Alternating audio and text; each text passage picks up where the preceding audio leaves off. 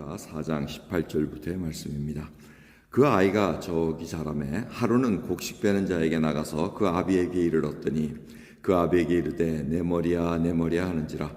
그 아비가 사원에게 명하여 그 어미에게로 데려가라 하매 곧 어미에게로 데려갔더니 낮까지 어미의 무릎에 앉았다가 죽은지라. 그 어미가 올라가서 아들을 하나님의 사람의 침상 위에 두고 문을 닫고 나와서 그 남편을 불러 이르되 청컨대 한 사원과 한 나귀를 내게로 보내소서. 내가 하나님의 사람에게 달려갔다가 돌아오리이다. 그 남편이 가로되 초하루도 아니요 안식일도 아니오늘 그대가 오늘날 어찌하여 저에게 나아가고자 하느뇨. 여인이 가로되 평안이니이다. 이에 나귀의 안장을 지우고 자기 사원에게 이르되 모라 앞으로 나아가라. 내가 말하지 아니하거든 나의 달려가기를 천천하게 하지 말라 하고 드디어 갈멜산으로 가서 하나님의 사람에게로 나아가라. 하나님의 사람이 멀리서 저를 보고 자기 사원 게하시에게 이르되 저기 수냄 여인이 있도다. 너는 달려가서 저를 맞아 이르기를 너는 평안하냐 내 남편이 평안하냐 아이가 평안하냐 하라 하였더니 여인이 대답하되 평안하다 하고 산에 이르러 하나님의 사람에게 나가서 그 발을 아는지라.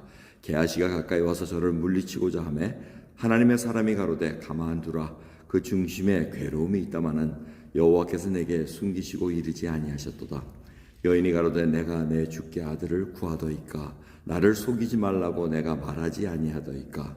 엘리사가 게하시에게 이르되 내 허리를 묶고 내 지팡이를 손에 들고 가라. 사람을 만나거든 인사하지 말며 사람이 내게 인사할지라도 대답하지 말고 내 지팡이를 그 아이 얼굴에 놓으라. 아이의 어미가 가로되 여호와의 사심과 당신의 혼의 사심을 가리켜 맹세하노니 내가 당신을 떠나지 아니하리이다. 엘리사가 이에 일어나 여인을 쫓아가니라. 게하시가 저희 앞서가서 지팡이를 그 아이의 얼굴에 놓았으나 소리도 없고 듣는 모양도 없는지라. 돌아와서 엘리사를 맞아 가로되 아이가 깨지 아니하였나이다. 엘리사가 집에 들어가 보니 아이가 죽었는데 자기 침상에 눕혔는지라. 들어가서는 문을 닫으니 두 사람뿐이라. 엘리사가 여호와께 기도하고 아이의 위에 올라 엎드려 자기 입을 그 입에 자기 눈을 그 눈에 자기 손을 그 손에 대고 그 몸을 엎드리니 아이의 살이 차차 따뜻하더라. 엘리사가 내려서 집안에서 한번 이리저리 다니고 다시 아이 위에 올라 엎드리니 아이가 7번 재치기 하고 눈을 뜨는지라. 엘리사가 게하시를 불러서 저 수냄 여인을 불러오라 하니 곧 부르매 여인이 들어가서 엘리사가 가로되 내 아들을 취하라. 여인이 들어가서 땅에 엎드려 절하고 아들을 안고 나가니라. 참 긴 구절이지만 내용은 참 간단합니다. 어렵게 얻은 아들이 내 머리야 내 머리야 두통을 토하다가 어머니 무릎에 있다가 죽습니다. 자, 이 반응이 이제 중요합니다. 이 수냄 여인이 아이를 딴 데 둔 게 아니고 하나님의 사람 방에 올라가서 그 아이를 눕힙니다. 그리고 문을 닫고 빨리 남편에게 가서 나귀와 이 사원 하나 데리고 지금 하나님의 사람 엘리사에게 가겠습니다. 이렇게 얘기합니다. 자, 이것만 봐도 참 대단한 여인이라고 볼 수 있습니다. 여러분이 생각할 때 정말 어렵게 얻은 아들입니다. 정말 하나님의 선물인데 이게 떡하니 하고 죽으니 대성통곡할 일입니다. 온 동네 얘기하면서 아이고 이거 아들이 죽었습니다 하고 남편에게 알리고 해야 될 텐데 그걸 다 가립니다. 그 얘기는 이 일로 인해서 지금 아이가 살아나야 된다는 것, 지금 이 여인에게 그 생각밖에 없습니다. 그 일을 위해서는 지금 하나님의 사람이 필요하다는 겁니다. 그 사람에게 지금 가야 됩니다.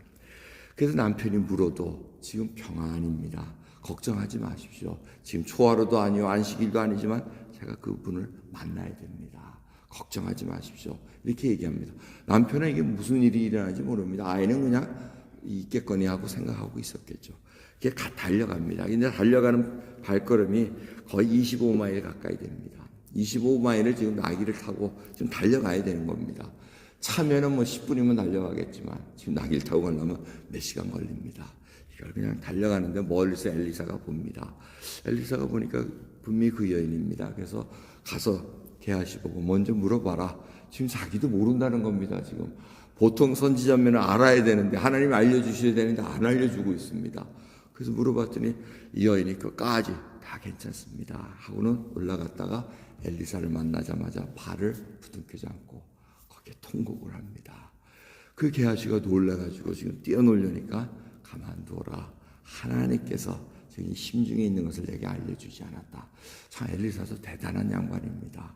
지금 보통 엘리사 같으면 정말 특출난 선지자인데 다 알아야 될 것 같지 않습니까? 근데 지금 이 일을 통해서도 엘리사를 지금 하나님께서 계속해서 선지자로 만들어 가시는 과정이라고 볼 수가 있습니다. 이 여인이 다 설명을 합니다. 언제 제가 아이를 구했습니까? 선물을 주셨는데 지금 이게 죽었습니다. 이러니 없는 것보다 지금 잃은 것이 얼마나 더 슬픕니까? 지금 그 얘기를 하고 있습니다. 소위 세상 말로 하면 줄 때는 언제고 뺏어가는 건 또 뭡니까? 이 얘기입니다, 결국. 하지만 이거를 지금 그 심중에 모든 것을 토해내고 있을 때 듣자마자 엘리사는 게하시에게 내 지팡이를 갖고 허리 띠고 아무에게도 만나지 말고 인사도 하지 말고 빨리 이 아이 머리 위에 놓으라고 얘기합니다. 자, 게하시를 보냅니다. 여인은 어떻게 합니까? 아닙니다. 내가 정말 내 목숨을 다해서라도 당신 곁에 떠날 수가 없습니다. 이 얘기는 뭡니까? 당신이 가야 됩니다. 이 얘기입니다. 참 이게 엄청난 신앙의 고백이고 하나님의 사람으로부터 지금 이 고백은 어떻게 했습니까? 엘리사가 엘리야에게 한 고백입니다. 그 고백 그대로 당신은 떠날 수가 없습니다. 당신이 어떻게 해줘야 됩니다. 그 얘기를 하고 있습니다. 아니나 다를까 게하시가 가서 지팡이를 놔도 아무 소용이 없습니다. 그래서 게하시가 보고하니까 쫓아갔다가 이제 엘리사가 가서 아이를 낳게 합니다. 기도합니다. 여러분 이 일을 통해서 두 가지를 볼 수 있습니다. 수넴 여인의 그 태도입니다. 여러분 무슨 엄청난 일을 당하면 어떻습니까? 그냥 뭐 어디에 하소연하고 싶어하고 하나님을 찾는 얘기는 전혀 없어요. 신앙이 있던 건 다 무너지고 누구 블레임 하려고 그러고 뭐 어떻게 이 얘기밖에 없습니다. 하지만 하나님 바라볼 때는 잠잠해집니다. 오늘 시작할 때 찬송 나 어느 곳에 있든지 늘 마음이 편하다. 어떠한 상황을 드든지 당황하지 않고 하나님 바라볼 수 있는 그 믿음의 눈, 그 속에서 참된 평안을 가지고 흔들리지 않으며 앞으로 나갈 수 있는 것이 이 수넴 여인이 가졌던 하나님을 향한 신앙이었습니다. 하나님만이 살려주실 수 있다는 그 고백이 이 엘리사에게 전달이 됩니다. 두 번째는 엘리사를 선지자로 만드는 그 과정입니다. 수넴 여인이 없었으면 엘리사는 이 일을 일도 없었겠죠. 이 일을 통해서 엘리사가 엘리사다움으로 승격하는 그런 믿음의 길을 또 보여줍니다. 이런 일은 결국 뭡니까? 일상생활에서 이런 일들이 일어납니다. 살고 죽고 태어나고 뭐 상처받고 하는 일들이 쭉 우리 일상에서 일어나지만 이 과정에서 믿는 자들이 서로 어떻게 에디파이 서로 복돋아 주면서 서로 하나님의 사람으로 만들어가는 과정이 있다는 것입니다. 그럼 이걸 놓쳐서는 안 됩니다. 불평하지 말라는 얘기가 왜 그럽니까? 불평하면은 그냥 끝나버립니다. 상대방의 신앙도 끊어버리고 자기 신앙도 끊어버리는 것이 불평의 원망입니다. 하지만 이를 하나님의 눈으로 바라보는 믿음의 눈이 생길 때는 믿음 없는 자도 세워주고 믿음이 약한 자도 강하게 세워주는 그런 놀라운 역할이 하나님의 일을 통해서 이루어진다는 것입니다. 여러분 눈을 더 크게 뜨시기 바랍니다. 우리 일상에 있는 일이 아유 나는 형편이 왜 이래 나는 하는 일마다 왜 이래 여러분 불평하면 거기서 빠져나갈 길이 없습니다.